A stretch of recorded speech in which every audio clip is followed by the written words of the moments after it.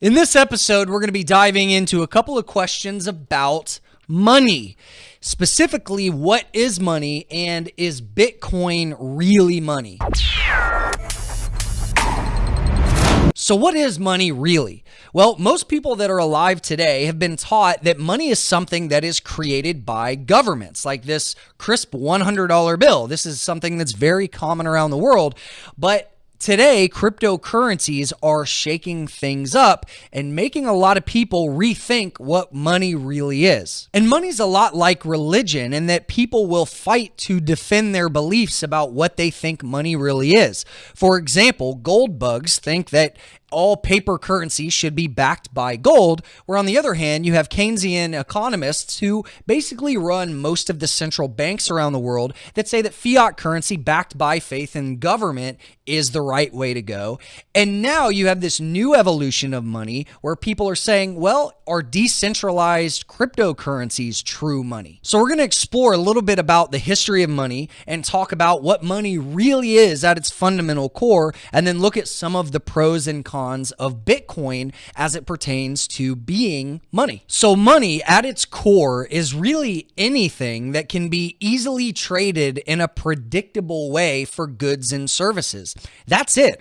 All money is essentially made up. It's a social construct, meaning money is whatever society says money is. And if we look back over several thousand years of the history of money, it's evolved quite a bit. In recent history, we used to be on the barter system where, say, I raised cattle and you farmed grain, I would exchange you a cow for some grain. But that was a very inefficient system. Now, for something to be a good form of money, it really needs to do three things very well. The first thing is it needs to be a great medium of exchange. And all that really means is it needs to be able to easily facilitate trade. For example, you need to be able to go to the store or meet somebody and easily exchange whatever form of money you have for goods and services. And the second thing that money needs to be able to do is hold value. It needs to be a good store of wealth, meaning people need to have confidence that whatever they're using as money will have value in the future, right? If you're trading in bananas and you know that, well, this banana in a week or two is going to be worth nothing, it's just going to be rotten, then it's really not a good form of money. And the third thing that a good form of money will do is it will be a dependable unit of account, meaning you'll just have a dependable way to count your money, right? To be able to break it up and price things in that currency. Now, in addition to your form of money serving those three purposes well, it also typically will have other properties. For example, money needs to be scarce. If you have something that is in unlimited supply, then it's probably going to have very little value, which is why people like gold, because it is scarce. There's only a fixed amount of gold on the planet. And if you have a form of money that's scarce, the second property that you probably want is something that's portable, that you can send or receive easily, which is why we probably don't use 1,000-pound blocks of marble as money. Another property of money that is very important is having money that's durable. Like our banana example, if you have money that's just going to wither away over time, it's really not a good store of value. And you also want something that is divisible, meaning you can easily break it down into different parts so you can, if you have a good unit of account, break it up and buy things of different value. You see, money is like a self-fulfilling prophecy. Because it's a social construct, whatever society agrees is money is therefore money, right? It doesn't matter if it's a $100 bill, if it's an iPhone, if it's microphones, or if it's Bitcoin or another cryptocurrency. If people believe it's money, if they see that it has a store of value, if it is an easy medium of exchange, and if it has all those properties of money and people accept it as such, then it's money. It's that simple. And one thing that I've come to realize after studying the history of money for several years now is that every form of money over the past several thousand years has really been just an experiment. Money is always evolving, and some experiments are more successful and last longer than others. But if we take a look at just a quick history of money, going back to when we were exchanging farm animals and, produce, that evolved into, seashells and stones and things that could be an easier unit of account. And then that evolved into precious metals like gold and silver, and that eventually evolved into notes that were backed by gold and silver, which eventually lost that title on the note and became backed by the full faith in government in governments. And one thing I want to show you that I think is really interesting is I have a ton of money here. This is actually money from about 20 to 25 different governments around the world. And all of this money has one thing in common. Can you guess what it is?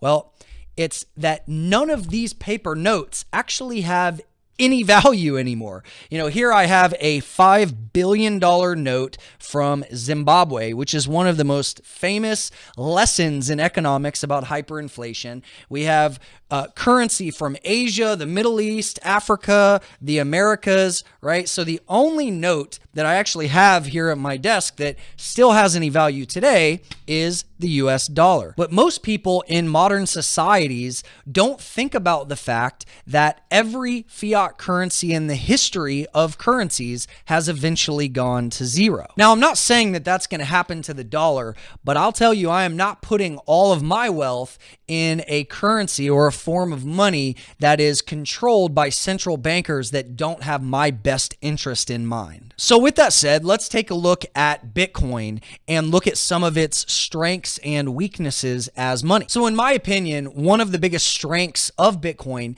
is the fact that you can send it anywhere around the world in a relatively short period of time for a very insignificant fee. In fact, it's much better than anything we've seen in the history of humanity. So, in my opinion, this really is the next evolution of money. And another big strength of Bitcoin is the fact that it has a predictable supply over time, compared with the biggest criticism that the US dollar has right now, which is the fact that a small group of people at the central bank can manipulate the supply and the price of money with interest rates. So over the past few years, Bitcoin has had significant growth in its price. And some of that has been brought on by speculation. And anytime you have speculative buying that outpaces utility or actual use of the form of money, you get bubbles, right? And Bitcoin's gone through several bubbles. I have videos talking about, is Bitcoin a bubble? So I'm not going to talk about that in this video. What I'm going to talk about more so is real world use cases of Bitcoin as money, right? Because a lot of people that are getting into Bitcoin or hearing about Bitcoin for the first time this year don't really know who's using it or why. They just hear the headlines about how, drug dealers in the dark markets are using Bitcoin. But there's actually several different categories of real world use cases that I've actually investigated personally, and I've seen it change lives. So if you're not actually aware of who's using Bitcoin, here's a couple of use cases. So the first use case is payment remittances. And all that is when you have somebody who's working in one country sending money home to another country. And in America, we don't really see that, but there's actually $500 billion a year in money that is sent home cross borders to another country. That is a significant amount of money, and companies like Western Union have been screwing those people over for many, many years, and Bitcoin actually solves that problem. I've gone to Central America, I've talked to people in Asia who are doing this on a daily basis and who are actually retaining a very large percentage of their income just because Bitcoin is so much cheaper to send cross country. The second use case is people that are living in countries that are either going through hyperinflation or under extreme capital controls from their government. And this is a much larger population than most people realize. Let's just start with the biggest countries in the world, China and India. China has massive capital controls on their citizens, and so they've been buying up real estate here in the US and Canada. They've been buying Bitcoin. Bitcoin trying to gain control over their wealth. Also, India has, last year, they went on a war against cash and made people bring in all their notes. I've talked about that in past videos. Also in Venezuela and other countries that are going through hyperinflation, right? We have several people in our community that are using Bitcoin as a way to actually store their wealth. And there are several people that I know in Venezuela that a few years ago got completely out of bolivars, went all into Bitcoin, and instead of losing all of their value, have now quadrupled or more their net worth. And that's a very, very real world use case. The third category is entrepreneurs that can't get merchant accounts. In particular in Asia and Africa and places where they just don't have access to banking services like we do here in the West. If you're an entrepreneur who wants to work online, maybe be a freelancer, Bitcoin is a great way to create income from that, even if you can't get approved for a traditional credit card or merchant account. And then the fourth group of people that I see really jumping on board with this now are people that are, they put themselves in the libertarian camp where they like the idea of a commodity-based money, but they want something more efficient and more effective as a medium of exchange over gold. So we talked about some of the strengths of Bitcoin. Let's look at some of its weaknesses. So as of today in 2017, Bitcoin's price is extremely volatile, and that's a great thing for traders, but as a form of money, it's actually a big weakness, especially for big companies that are either manufacturing goods or shipping large amounts of goods in between countries. Think about it. A car manufacturer that is pricing its products in a currency that goes up and down hundreds of percentage points in a year, it's just not easy to forecast and not easy to control inventory. So I think that for Bitcoin to gain even wider adoption with larger companies, the price is going to need to become more stable. And I think that's going to happen over time. We're dealing with something that's unprecedented. It is a new form of money, and it's a digital form of money that's not controlled by governments. So I've been saying this for several years now, but Bitcoin is going to go through many growing pains. It's not going to happen overnight. Governments aren't going to just automatically adopt it, and it's not going to be an easy process. But if you understand it, you can make money along the way. Another limitation that has recently been in the news a lot is the limitation on the number of transactions that the Bitcoin blockchain can handle. And recently we've had different scaling debates, and I'm not going to go into too much detail with that, but basically Bitcoin historically has had a max limit of about 3 to 7 transactions per second. And if you compare that to even say MasterCard or Visa's system, that is dwarfed. They claim to be able to do thousands of transactions. And so Bitcoin, to me, I like to compare it to like AOL, America Online in the mid 90s, where it was slow, it was new, but people understood that it was a revolution and that it wasn't going away. Here we are, 20 something years later, and the internet is a part of most everybody's daily lives. Now, the third weakness of Bitcoin, at least right now, is liquidity.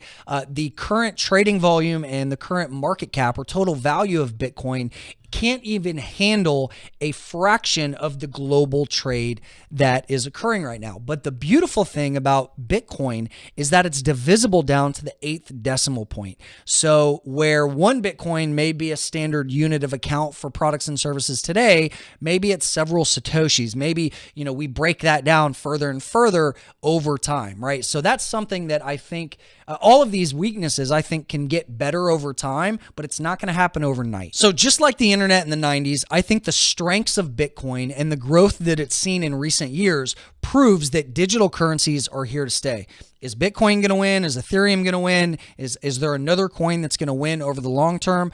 I don't know, but all I know is decentralized digital currencies are here to stay no matter what guys like Peter Schiff say. Like the gold bugs that are trying to sell you an ounce of gold through CNBC, they are pushing the gold narrative for a specific reason. But let's just allow central bankers to keep making irresponsible decisions.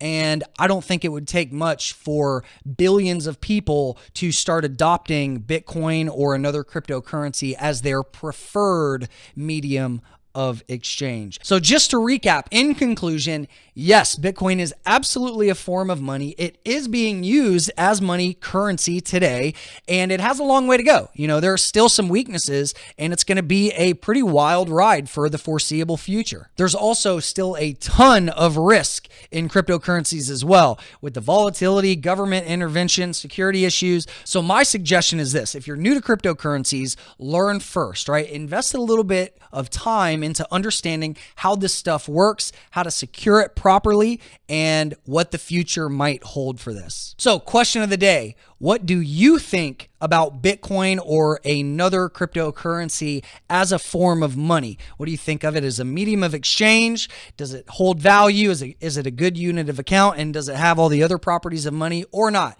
Leave a comment below. Let me know what you think. And also, if you want to learn more about Bitcoin, feel free to sign up for my free Bitcoin Basics course. That'll just give you a little more detail about how this works and how you can profit from the new cryptocurrency economy. And if this video is helpful, like it up, share it with a friend, and I'll see you in the next episode. Take care, guys.